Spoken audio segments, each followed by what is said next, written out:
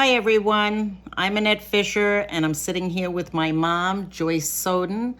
My mom is 91 years young, and she wants to be able to go and get her vaccine. And we tried to register on Monday. I tried to register for Mom, who doesn't go on the computer, and also for a friend of hers because they're both in the 75 plus category.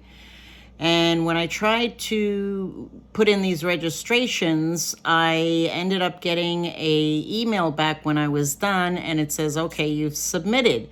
However, I didn't see a date and time. And then a little while after that, I was watching the news, and they said that a new distribution site was opening at Brooklyn Army Terminal. So I said to my mother and her friend, why don't we just run down there and see what we could actually find out? Because you really want to get your vaccine, right, Mama? Yeah, right. Exactly. Right.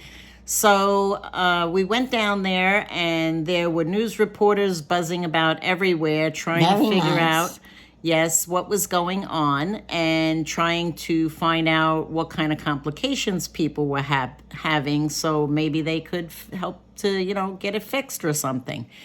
Anyway, a woman came from inside the building there, and she was trying to help us to get registered. I was on my iPhone, and we got to the screen where we had to pick an appointment, and nothing would go through. So she said, well, you're going to have to go home and do this at home on a computer. And I said, but how are the people who are 75 years and above supposed to register? Most of them don't even go on a computer. So you see how my mother's looking, like, this is craziness, right, Mama? Yeah. So there's also a phone number, which they don't give out on the news because everything is you have to go and see it online kind of thing, go to our website, yada, yada. That's true. Anyway, I called this number when we got back after I was trying to register, and I said, maybe that's an easier way. Well, I tried 4 different times. 2 times I was disconnected, and another 2 times I held on 20 minutes and then 30 minutes. You listen to awful music. It doesn't tell you how many people are on the queue. And then I see on the news on Monday, all these people were having trouble. They couldn't get an answer on the phone. Nobody's answering the phone. I said, okay, so I guess it was the same for everyone. Anyway, Monday night, I received a call from an ABC editor who maybe was informed by the reporter who was down at the Brooklyn Army Terminal that I was talking to another reporter, and somehow she, I guess, went on the internet, got my phone number, and then called me up to ask me, so what went on? How did we make out? And I explained that I finally, after spending the entire day, was able to put in 3 registrations. However, one of the names, because I am in a special category, was my name, and when I went to register the other person, my mom, the form, even though I filled out for her to get 3 different emails, and I put it in an incognito window so it's not supposed to see the cookies or anything, it still was coming back that this appointment was for me. So now there's 2 appointments in my name, and when I go there Saturday, they have different appointment numbers. I'm going to try to explain to them again what happened. It was my mother's information I put in. It was my mother's address I put in. It was her new email account. It was her insurance, which, by the way, this isn't really totally free, although they say that.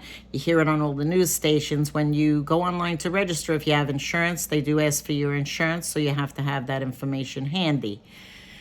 Okay, so we're going to see what happens, I guess, when we get down there on Saturday. We're going to Canarsie High School to end up getting the vaccine, and I'll let you all know what happens there.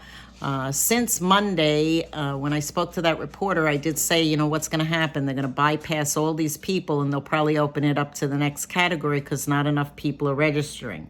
And sure enough, yesterday, Tuesday, which was January 12th, 2021, they opened it to people 65 and over. Well, when that happened, I then tried to register another person, and for hours I sat there trying to go through, trying to make the entry. That wasn't bad enough. Every single time that you go in and it says that a particular location is not available, they tell you, so you would have figured, go pick another location. Well, when you go to pick that new location, it doesn't just take you to the other locations that are available. It gives you all these locations as though they were available, and they're not. And then it takes you back to, before you can even pick one of them, to the beginning. So you should re-enter all your information, the insurance information, etc. It's honestly, it's nonsense. I mean, just go hire programmers who know what they're doing, and this wouldn't be such a problem. This is really mismanagement of a system, and it's really a disgrace, I feel, and the program needs to be much better managed. So if you can, help a neighbor, help a friend. If you know someone who's 75 years or over and they want to get a shot, you know, they should have some kind of assistance. We just need to, I think, be a kinder society and do good things for other people. And Yes. then the world would be a better place. It's up to us. Yes, So, that's true. And everybody who has a senior in their life. life, they should do this And help them, right? and help them. Right. Let's help each other. Otherwise you won't have them to help. I'm sorry. That's right. Thanks, Mama. Love you.